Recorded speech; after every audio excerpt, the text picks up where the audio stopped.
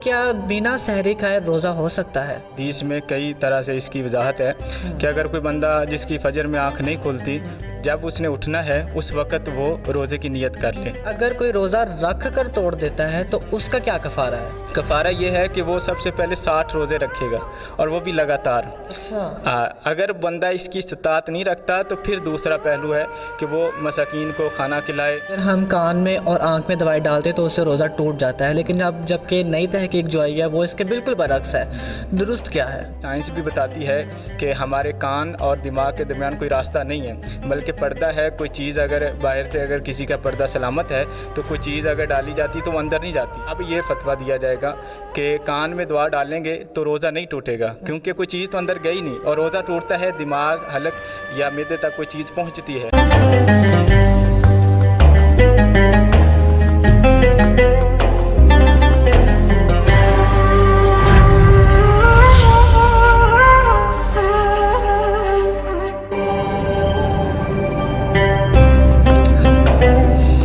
बिस्मिल्लाहिर्रहमानिर्रहीम। अस्सलामु अलैकुम। जागो साहिवाल का रमज़ान स्पेशल प्रोग्राम आप देख रहे हैं। मैं हूं अमान शाहिद, आपको खुशामदीद कहता हूं और आज आपको रमज़ानुल मुबारक का दूसरा जुम्मा बहुत बहुत मुबारक हो।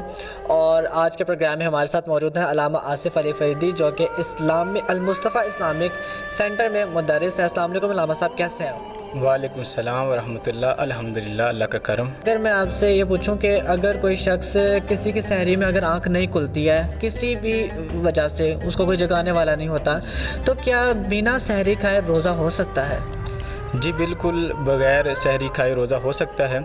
बाकायदा हदीस में कई तरह से इसकी वजाहत है कि अगर कोई बंदा जिसकी फजर में आंख नहीं खुलती, और लेकिन यह है कि जब उसने उठना है उस वक़्त वो रोज़े की नियत कर ले। कुछ खाए पिए ना, यानी फजर से लेकर जब उसकी आंख खुलती है उस दौरान तक कोई चीज़ ना खाए और बस रोज़े की नियत कर ले। ज़वाल से पहले पहले वो रोज़े की नियत कर लेता है तो उसका रोज़ा दुरुस्त है और वो रोज़ेदार है। उसमें कोई यानी कि ये नहीं कह सकते कि सवाब में कमी है। हाँ, ये है कि सहरी खाने की फ़जीलत बहुत ज़्यादा हदीस में है, तो कोशिश करनी चाहिए। अगर किसी की नहीं कोई सहरी खाता तो उसका रोज़ा फिर भी हो जाएगा, इसमें कोई हर्ज नहीं है। अच्छा अल्लामा साहब, एक होता है कि रोज़ा रखा ही नहीं, सीरियस ही नहीं रखा, और एक होता है कि रोज़ा रख कर तोड़ देना। तो जो रोज़ा छोड़ देता है उसका तो हमें कज़ा पता है कि उसका क्या कफ़ारा है कि मस्कीनों को खाना खिलाना है, लेकिन अगर कोई रोज़ा रख कर तोड़ देता है तो उसका क्या कफ़ारा है? जी बिल्कुल, दो सूरतें हैं। एक तो रोज़ा रखा नहीं, तो उसका तो सिंपल है कि अगर रोज़ा नहीं रखा तो उसके बाद आप रमज़ानुल मुबारक जब गुज़रेगा तो साल में कोई भी एक रोज़ा उसके बदले में रख लेंगे तो वो रोज़ा पूरा हो जाएगा। ये था कि किसी ने रोज़ा रखा ही नहीं। और दूसरी सूरत है कि रोज़ा रख के तोड़ देता है। साहब, लोग कहते हैं कि रमज़ानुल मुबारक का जो रोज़ा है वो अगर आप पूरे साल रोज़े रखते रहेंगे तो वो एक रोज़े का वो कफ़ारा नहीं बन सकता। जी बिल्कुल, है तो इसी तरह, लेकिन अब एक गलती होगी, अब छोड़ दिया तो फिर शरीयत ने उसका कोई ना कोई बदल दिया है। यानी कोई ऐसा नहीं कि गलती कर दी और अब उसका कोई बदला नहीं। वो तो है कि एक रोज़ा रमज़ान का छोड़ा है तो अब सारी ज़िंदगी भी रोज़े रखता रहे, उसका बदला नहीं ले सकता। लेकिन अगर वो उसको शर्मिंदगी है तो उसकी अगर कोई पूरा करना चाहता है, उसका बदला देना चाहता है तो उसके बदले में एक रोज़ा रख ले। अल्लाह रब्बुल इज़्ज़त की बारगाह में वो कबूल हो सकता है। अल्लाह रब्बुल इज़्ज़त की बारगाह बहुत मेहरबान है। और मस्कीनों को खाना खिलाने वाला भी दूसरी सूरत यह है कि अगर रोज़ा रख के तोड़ देता है जानबूझकर, यानी कोई वजह नहीं थी, उसने रोज़ा रखा हुआ था और वो तोड़ दिया, इस सूरत में ये होता है कि फिर उसका एक रोज़ा भी रखेगा और उसके बदले में उसका कफ़ारा भी देगा। अब कफ़ारा क्या है? कफ़ारा ये है कि वो सबसे पहले 60 रोज़े रखेगा और वो भी लगातार। अच्छा। अगर बंदा इसकी इस्तात नहीं रखता तो फिर दूसरा पहलू है कि वो मसाकीन को खाना खिलाए, 60 मस्कीनों को। लेकिन अगर कोई बंदा रोज़े रख सकता है तो वो लगातार 60 रोज़े रखेगा, फिर उसका एक रोज़े का वो कफ़ारा अदा होगा।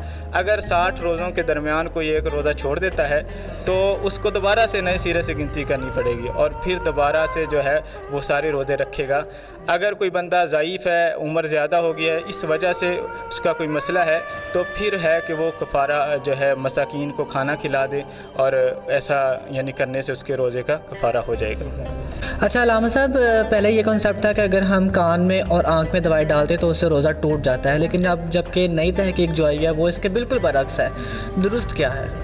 जी बिल्कुल, पहले हुक्मा तो यही कहते थे कि कान में दवा डालेंगे तो आपका रोज़ा टूट जाएगा और आँख में दवा डालेंगे तो रोज़ा नहीं टूटेगा। हदीस पाक में सुरमा रोज़े की हालत में आँख में डालने की इजाज़त है। और उसी वजह से उन्होंने ये देखा कि अगर दवा वगैरह भी डालते हैं तो कोई नहीं, लेकिन ये जो सुरमा डालने वाला है ये सिर्फ़ महदूद है, यानी हुजूर अलैहिस्सलातु वस्सलाम ने सिर्फ़ सुरमे की इजाज़त दी है, तो वो सिर्फ़ वही डाल सकते हैं। बाकी रही ये तहकीक, तो आज ये साइंस भी बताती है कि हमारे कान और दिमाग के दरमियान कोई रास्ता नहीं है, बल्कि पर्दा है। कोई चीज़ अगर बाहर से अगर किसी का पर्दा सलामत है तो कोई चीज़ अगर डाली जाती तो वो अंदर नहीं जाती।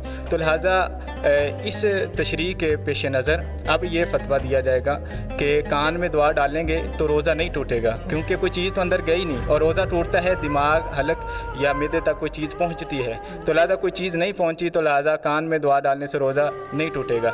दूसरी बात जो आँख के हवाला से पूछी जाती है, इसमें यह है कि आँख के अंदर हमारे मसाम होते हैं। आप सुरमा भी डालते हैं, अगर ज़्यादा डाला जाए तो उसका जायका हलक तक महसूस होता है। तो यानी आँख का हमारे जो आंसू वगैरह आते हैं, यानी कोई मसाम होते हैं जो अंदर तक जाते हैं, जिनका कनेक्शन होता है। तो लिहाजा वो जब कोई चीज़ हम डालेंगे तो वो अंदर तक जाएगी, हलक तक जाएगी। तो लिहाजा दवा वगैरह डालेंगे तो रोज़ा टूटेगा, इससे एहतियात करनी चाहिए।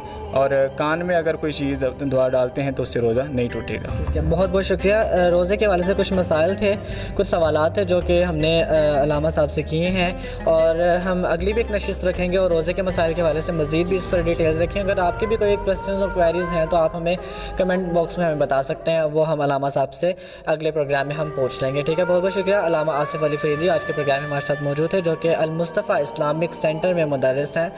आज का प्रोग्राम आपने देखा, मुझे इस प्रोग्राम के फीडबैक का इंतजार रहेगा। आपसे इंशाल्लाह अगले प्रोग्राम में करूँगा मुलाकात। तब तक के लिए अपने मेज़बान अमान शाहिद को इजाज़त दीजिए। वेरी गुड मॉर्निंग, रमज़ानुल मुबारक। आज आपको दूसरा जुम्मा बहुत बहुत मुबारक हो। अल्लाह हाफ़िज़।